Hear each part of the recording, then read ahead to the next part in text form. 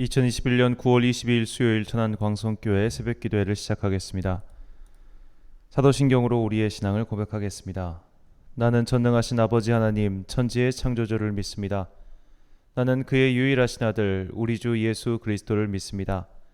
그는 성령으로 잉태되어 동정녀 마리아에게서 나시고 본디오 빌라도에게 고난을 받아 십자가에 못 박혀 죽으시고 장사된 지 사흘 만에 죽은 자 가운데서 다시 살아나셨으며 하늘에 오르시어 전능하신 아버지 하나님 우편에 앉아 계시다가 거기로부터 살아있는 자와 죽은 자를 심판하러 오십니다. 나는 성령을 믿으며 거룩한 공교회와 성도의 교제와 죄를 용서받는 것과 몸의 부활과 영생을 믿습니다. 아멘. 찬송가 364장입니다.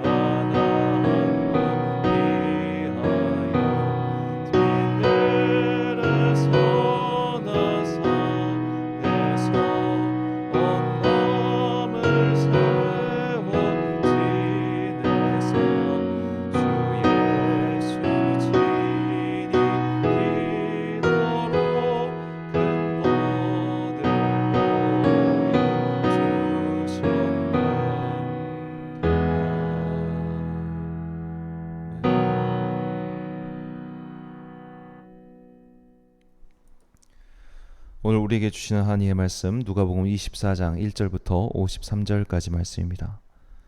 누가복음 24장 1절부터 53절까지의 말씀. 이제 봉독하겠습니다. 하나님의 말씀을 경청하십시오. 이레의 첫날 이른 새벽에 여자들은 준비한 향료를 가지고 무덤으로 갔다. 그들은 무덤 어귀를 막은 돌이 무덤에서 굴러져 나가는 것을 보았다. 그들이 안으로 들어가 보니 주 예수의 시신이 없었다. 그래서 그들이 이 일을 어떻게 해야 할지를 몰라서 당황하고 있는데 눈부신 옷을 입은 두 남자가 갑자기 그들 앞에 나섰다. 여자들은 두려워서 얼굴을 아래로 숙이고 있는데 그 남자들이 그들에게 말하였다. 어찌하여 너희들은 살아계신 분을 죽은 사람들 가운데서 찾고 있느냐? 그분은 여기에 계시지 않고 살아나셨다. 갈릴리에 계실 때에 너희들에게 하신 말씀을 기억해 보아라. 인자는 반드시 죄인의 손에 넘어가서 십자가에 처형되고 사흘째 되는 날에 살아나야 한다고 하셨다. 여자들은 예수의 말씀을 회상하였다. 그들은 무덤에서 돌아와서 11 제자와 그 밖의 모든 사람에게 이 모든 일을 알렸다. 이 여자들은 막달라 마리아와 요한나와 야고보의 어머니인 마리아이다. 이 여자들과 함께 있던 다른 여자들도 이 일을 사도들에게 말하였다. 그러나 사도들에게는 이 말이 어처구니 없는 말로 들렸으므로 그들은 여자들의 말을 믿지 않았다. 그러나 베드로는 일어나서 무덤으로 달려가 몸을 굽혀서 들여다보았다. 거기에는 시신을 삼았던 3배만 놓여 있었다. 그는 일어난 일을 이상히 여기면서 집으로 돌아갔다. 마침 그날에 그들 가운데 두 사람이 예루살렘에서 한 30리 떨어져 있는 엠마오라는 마을로 가고 있었다. 그들은 일어난 이 모든 일을 서로 이야기하고 있었다. 그들이 이야기하며 토론하고 있는데 예수께서 가까이 가서 그들과 함께 걸으셨다. 그러나 그들은 눈이 가려져서 예수를 알아보지 못하였다. 예수께서 그들에게 물으셨다. 당신들이 걸으면서 서로 주고받는 이 말들은 무슨 이야기입니까? 그들은 침통한 표정을 지으며 걸음을 멈추었다. 그때 그들 가운데 하나인 글로바라는 사람이 예수께 말하였다. 예루살렘에 머물러 있으면서 이 며칠 동안에 거기에서 일어난 일을 당신 혼자만 모른단 말입니까? 예수께서 그들에게 물으셨다. 무슨 일입니까? 그들이 그에게 말하였다. 나사렛 예수에 관한 일입니다. 그는 하나님과 모든 백성 앞에서 행동과 말씀에 힘이 있는 예언자였습니다. 그런데 우리의 대제사장들과 지도자들이 그를 넘겨주어서 사형 선고를 받게 하고 십자가에 못 박아 죽였습니다. 우리는 그분이야말로 이스라엘을 구원하실 분이라는 것을 알고서 그분에게 소망을 걸고 있었던 것입니다. 그뿐만 아니라 그런 일이 있은 지 벌써 사흘이 되었는데 우리 가운데서 몇몇 여자가 우리를 놀라게 하였습니다. 그들은 새벽에 무덤에 갔다가 그의 시신을 찾지 못하고 돌아와서 하는 말이 천사들의 환상을 보았다는 겁니다. 천사들이 예수가 살아계신다고 말했다는 겁니다. 그래서 우리와 함께 있던 몇 사람이 무덤으로 가서 보니 그 여자들이 말한 대로였고 그분은 보지 못하였습니다. 예수께서는 그들에게 말씀하셨다. 어리석은 사람들입니다. 예언자들이 말한 모든 것을 믿는 마음이 그렇게도 무디니 말입니다. 그리스도가 마땅히 이런 고난을 겪고서 자기 영광에 들어가야 하지 않겠습니까? 그리고 예수께서는 모세와 모든 예언자에서부터 시작하여 성경 전체에서 자기에 관하여 써놓은 일을 그들에게 설명하여 주셨다. 그 두 길소는 자기들이 가려고 하는 마을에 가까이 이르렀다. 그런데 예수께서는 더 멀리 가는 척 하셨다. 그러자 그들은 예수를 만류하여 말하였다. 저녁 때가 되고 날이 이미 저물었으니 우리 집에 묵으십시오. 예수께서 그들의 집에 묵으려고 들어가셨다. 그리고 그들과 함께 음식을 잡수시려고 앉으셨을 때에 예수께서 빵을 들어서 축복하시고 떼어서 그들에게 주셨다. 그제서야 그들의 눈이 열려서 예수를 알아보았다. 그러나 한순간에 예수께서는 그들에게서 사라지셨다. 그들은 서로 말하였다. 길에서 그분이 우리에게 말씀하시고 성경을 풀이하여 주실 때에 우리의 마음이 우리 속에서 뜨거워지지 않았습니까? 그들이 곧바로 일어나서 예루살렘에 돌아와서 보니 11 제자와 또 그들과 함께 있던 사람들이 모여 있었고 모두들 주님께서 확실히 살아나시고 시몬에게 나타나셨다 하고 말하고 있었다. 그래서 그 두 사람도 길에서 겪은 일과 빵을 떼실 때에 비로소 그를 알아보게 된 일을 이야기하였다. 그들이 이런 이야기를 하고 있을 때에 예수께서 몸소 그들 가운데 들어가서 말씀하셨다. 너희에게 평화가 있어라. 그들은 놀라고 무서움에 사로잡혀서 유령을 보고 있는 줄로 생각하였다. 예수께서는 그들에게 말씀하셨다. 어찌하여 너희는 당황하느냐? 어찌하여 마음의 의심을 품느냐? 내 손과 내 발을 보아라. 바로 나다.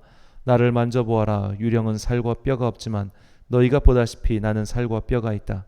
이렇게 말씀하시고 그는 손과 발을 그들에게 보이셨다. 그들은 너무 기뻐서 아직도 믿지 못하고 놀라워하고 있는데 예수께서 그들에게 말씀하셨다. 여기에 먹을 것이 좀 있느냐? 그래서 그들이 예수께 구운 물고기 한 토막을 드렸다.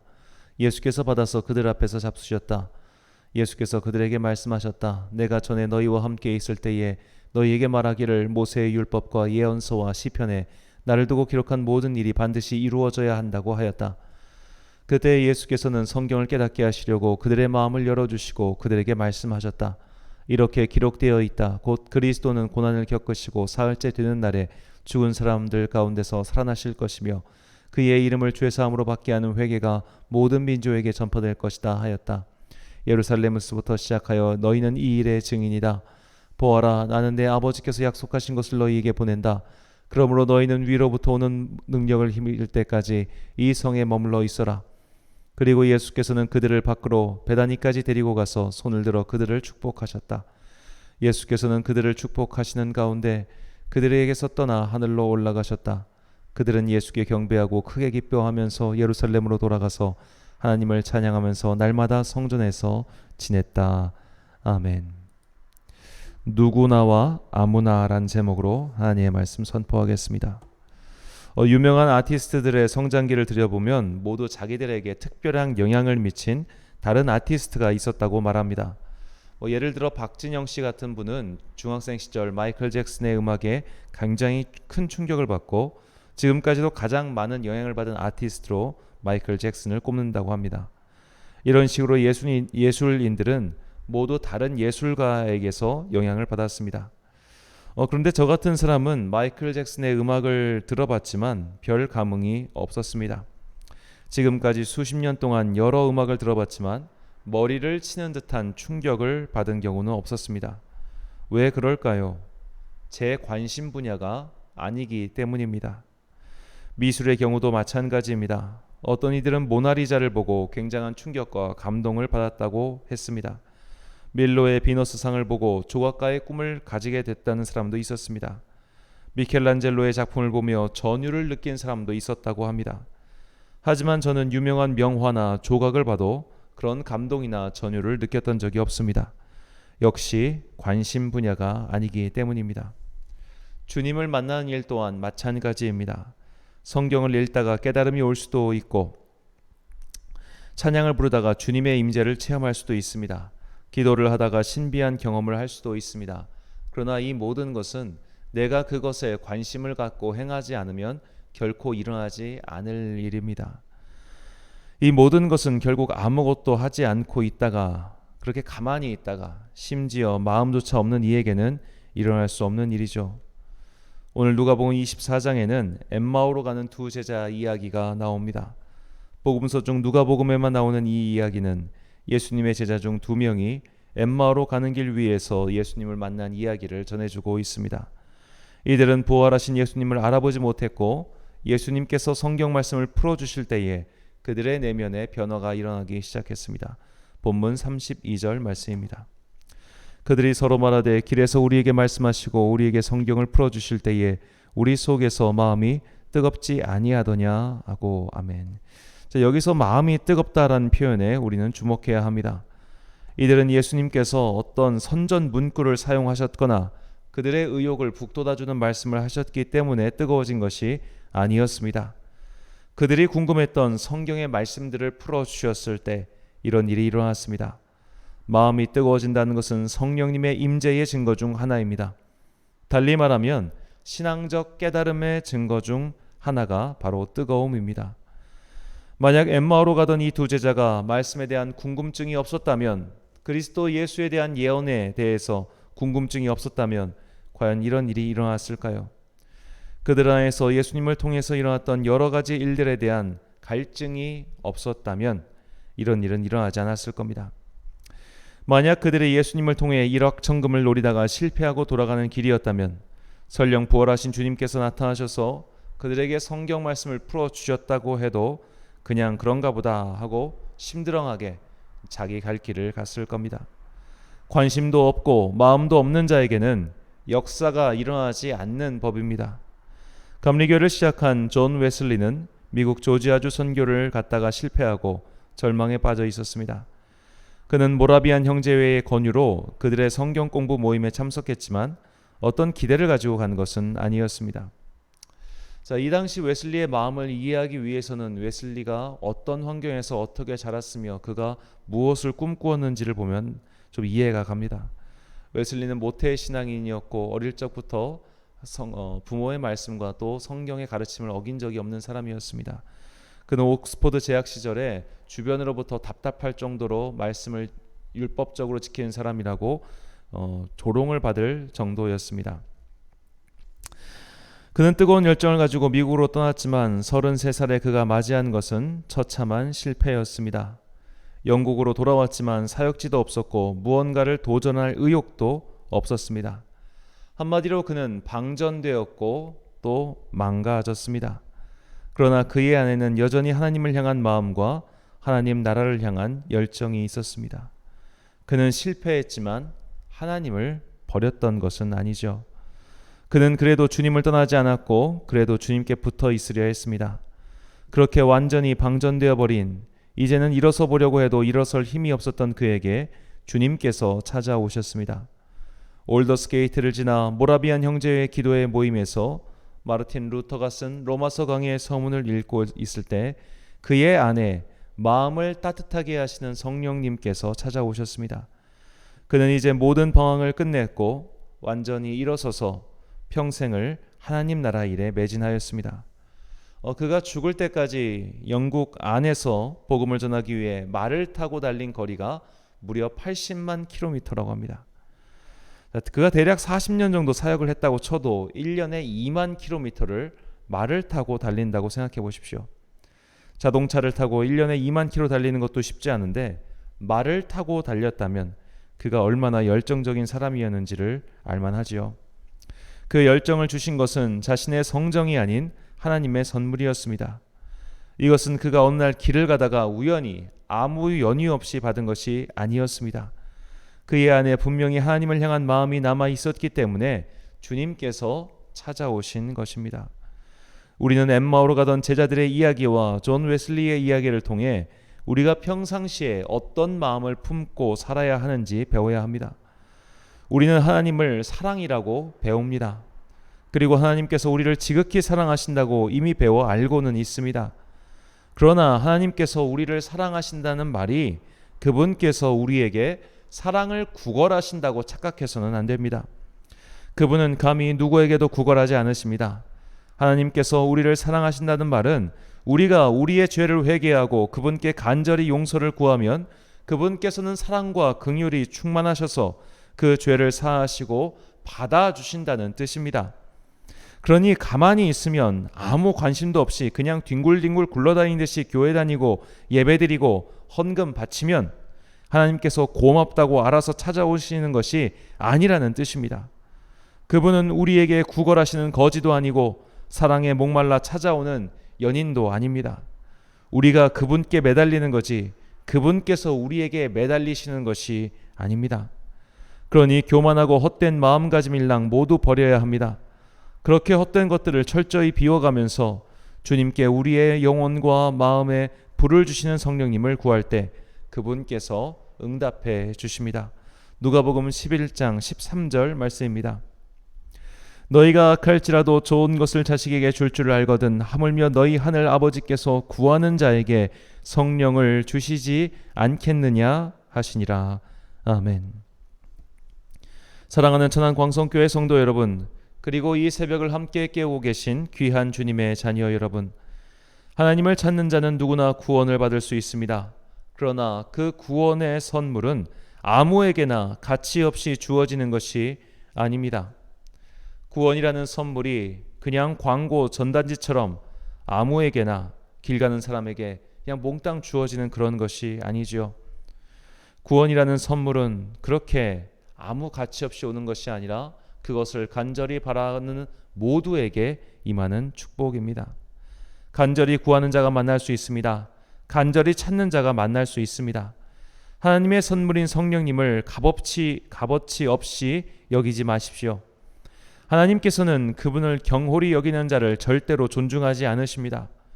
우리의 마음 안에 성령님의 임재를 더욱 생경히 체험하고 그분의 말씀을 깨닫고자 하는 열망과 간절함이 있을 때, 그리고 내 인생의 문제를 주님의 은총과 도우심으로 해결받고자 하는 간곡함이 있을 때 그분께서는 은혜의 선물인 성령님을 보내주십니다. 아무나 받을 수 있는 것은 아닙니다. 그러나 간절히 구하는 자는 누구나 받을 수 있습니다. 영적 간절함을 품고 아무에게나 주시는 것이 아닌 그러나 구하는 누구에게나 주시는 그 은총의 선물을 받으시는 여러분과 제가 되시길 간절히 축원합니다. 기도하겠습니다. 사랑과 은혜가 충만하신 아버지 하나님, 누구에게나 베풀어 주시길 원하시나 결코 아무나 받을 수 없는 구원의 은혜를 우리에게 깨닫게 해주시니 감사합니다. 우리는 단순히 구원 받음에서 멈추고 싶지 않습니다. 그 구원에 감사하며 은혜로 하루하루를 엮어가는 참된 그리스도인이 되고 싶습니다. 이를 위해 우리에게 성령님의 조명이 필요합니다. 주님을 찾고자 하는 모든 자들에게 성령님을 선물로 주시는 것을 믿습니다. 우리가 더욱 간절한 마음과 열망을 가지고 주님을 찾는 성도가 되게 하옵소서. 인생에는 각자의 어려움과 숙제가 있습니다. 그것들을 모두 주님의 제단 앞에 올려놓습니다. 이 문제들을 풀어나갈 지혜와 능력을 주옵소서. 이 문제가 사람의 힘으로 어찌할 수 없는 것이라면 주님의 크신 팔을 펴사 속히 치유하시고 회복시켜 주옵소서. 이런 일들로 우리 안에서 기쁨을 빼앗아가고자 하는 악한 마귀의 계획으로부터 우리를 건져주시고 주님께서 주시는 평강과 기쁨, 은혜의 강물이 우리 안에서 넘쳐나길 간절히 소망합니다. 한 주의 중간인 수요일입니다. 오늘도 시간을 구별하여 예배를 드리는 주님의 자녀들을 기억하시고 삶의 가장 높은 가치를 예배에 두며 살아가고자 하는 성도들에게 성령 임재의 은혜를 내려 주옵소서. 주님의 영으로 인도받는 하루가 되길 소망하오며 예수님의 이름으로 기도드립니다. 아멘. 주기도문 하심으로 새벽 기도회를 마치겠습니다. 하늘에 계신 우리 아버지, 아버지의 이름을 거룩하게 하시며 아버지의 나라가 오게 하시며 아버지의 뜻이 하늘에서와 같이 땅에서도 이루어지게 하소서. 오늘 우리에게 일용할 양식을 주시고 우리가 우리에게 잘못한 사람을 용서하여 준 것 같이 우리 죄를 용서하여 주시고 우리를 시험에 빠지지 않게 하시고 악에서 구하소서. 나라와 권능과 영광이 영원히 아버지의 것입니다. 아멘.